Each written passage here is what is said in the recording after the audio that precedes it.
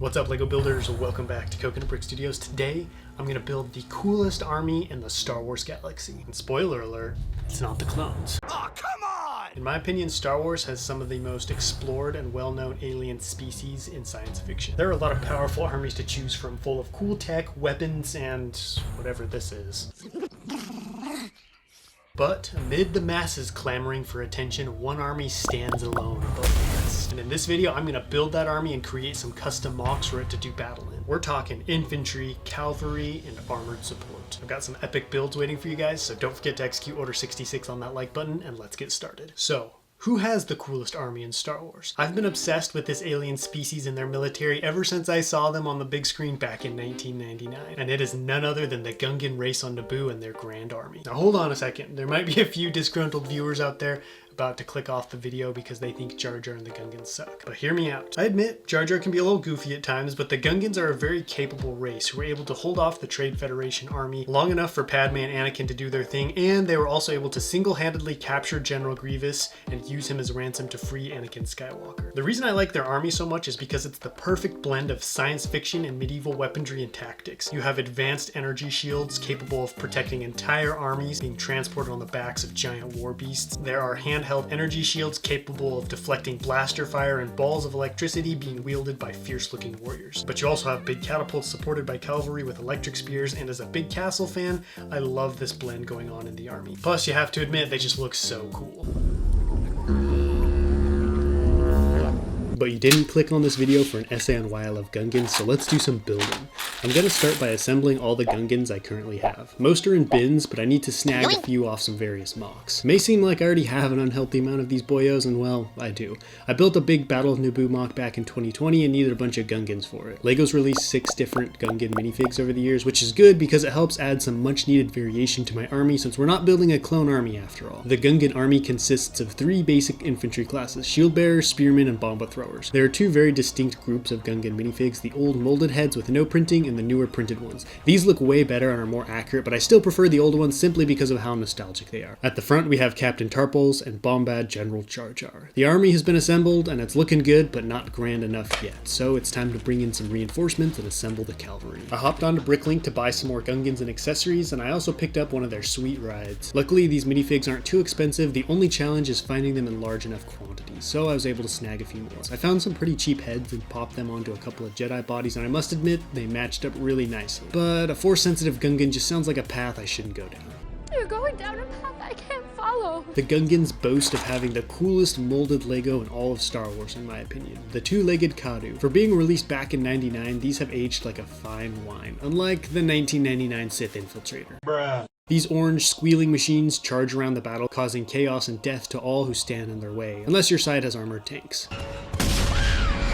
I have some saddles and reins for these bad boys, as well as the little 1x2 tiles with printed packs that came in the best battle pack ever released, the goated Gungan Patrol. I think the mounted Gungan has to be one of my favorite units in the army. They just look so cool and intimidating, although I didn't have enough reins for everyone, so this guy's gonna be riding Wild Bronco style. Yeehaw! I also have one of the old Gungan battle wagons built. It's not the best looking model, but you know, it's joining the ranks based on pure, unashamed nostalgia. At last, we can see what my Gungan army is looking like. It's definitely more grand, but unfortunately, this is pretty much as good as you can get army-wise, except for adding more figs, because LEGO hasn't released that many Gungan sets, and only one came with a vehicle. So now it's time to turn my sights to the world of customs. I came across this account on Instagram called Brick Sheepa, who designs all kinds of incredible stuff, and among those gems, I found a brick-built Kadu.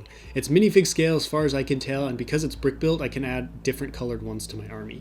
I picked sand green since it felt like a color that would make sense on a swamp-dwelling creature, plus some of them look kind of green. There's a really cool technique in the head I've never seen before. The Brick Sheepa used a Lego roller skate to connect 2 eyes to either side of the head, which up until now, I didn't even know you could connect stuff to the sides of those. How does someone even think of something like that? The legs do look a little chicken-like, but I didn't have the right colors for them, so that might be why. The middle was really hard to recreate since I'm just working off of Instagram pics, but I managed to get something similar looking to what they did, although my saddle and part with the feathers doesn't connect to the body, which makes this thing very fragile.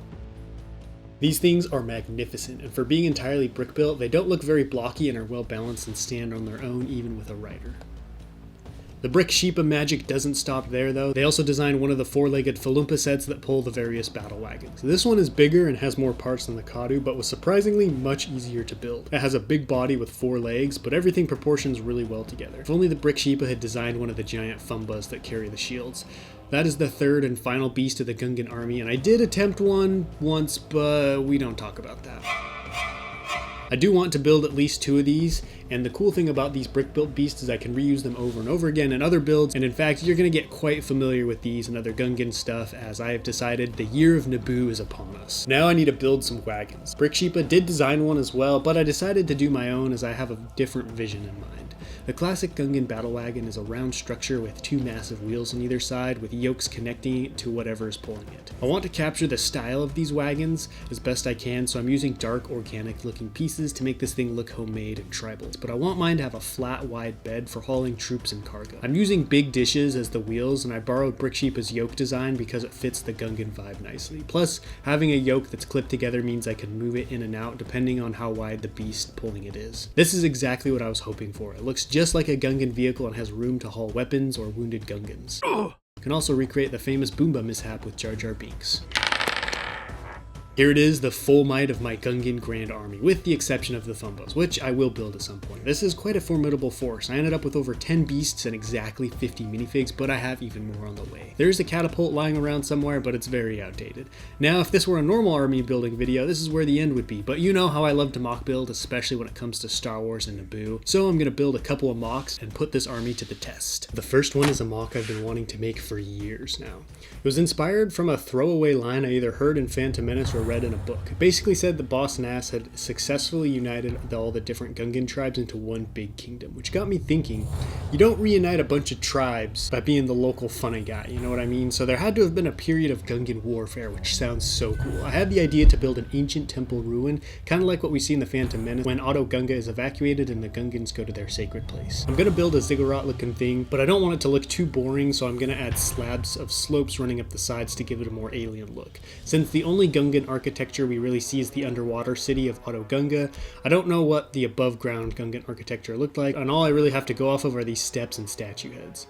But ziggurats and pyramids are basically synonymous with ancient culture and vibes, so I figured this would work fine. Since we do know there are at least statue heads above ground, I'm going to include one partially buried in a hill. I always assumed the Gungans went to some old Gungan city, but look at the statues. They don't look remotely Gungan. In fact, they look very human. Makes me wonder if the Gungans sacked a sacred human city long ago and claimed it as their own. I bet none of you thought you'd be taking a deep dive into Gungan lore and history when you clicked on this video, but I mean, it's Coconut Brick Studios, so all roads lead to Naboo eventually. Since the ziggurat is supposed to be old, I'm going to add clumps of plants and vines in various spots to make it look a little more overgrown. If I had more time to work on the build, I would have added dark green brick into the build to make the surface look mossy. The landscape is built and now it's time for the figs. I'm adding one of the wagons that's basically a chariot now with Gungans throwing things out of it. I'm going to have 2 armies doing battle among the ruins, and this is where having 2 different looking Gungans comes in handy.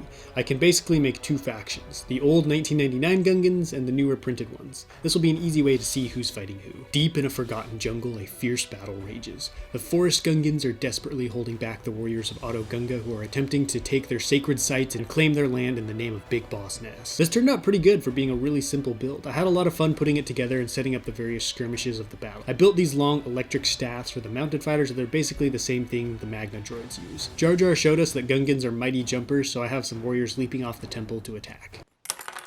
This makes me really hungry for more Gungan mocks, so let me know in the comments what other Gungan videos you'd like to see next. The Forest Gungans are putting up a good fight, but I think this will end up being another victory for Boss Nass. You can't do Gungan mocks without including some droids. The conflict between the Gungans and Trade Federation is one of the biggest non-human and droid fighting in all of Star Wars, so I decided to make an ambush scene. One of my favorite things about Naboo is how diverse the planet is. There are underwater cities, jungles, grasslands, swamps, and palaces, so there's no shortage of inspiration. During the early stages of the Trade Federation's occupation of Naboo, they went through and cleaned out the jungles and swamps to eliminate the Gungans and secure the land. My mock is going to depict a prisoner convoy moving through the grasslands towards speed, so that means lots of grass. For the convoy, I'm gonna have some staffs protecting the flank, and uh-oh, an accuracy alert.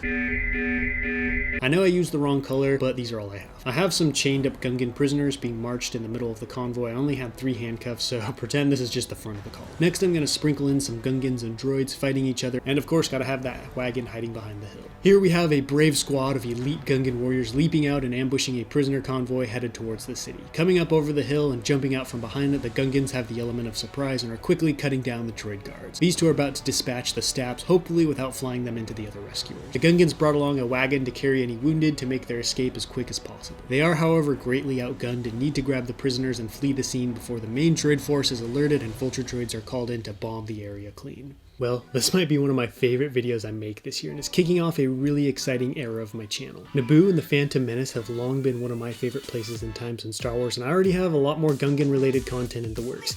Even the biggest of Clone Wars fanboys needs a break now and then. I had a lot of fun putting the army together, and I want to continue to grow it, especially with some Fumbas and energy shields. Next time we see Gungans on the channel, I'm going to be building a village or 2 under attack, one of which just might be underwater, so stay tuned. But that wraps up this video. Don't forget to let me know what you thought of my army and the mocs down below in the comments, and I will catch you next time. But until then, happy building.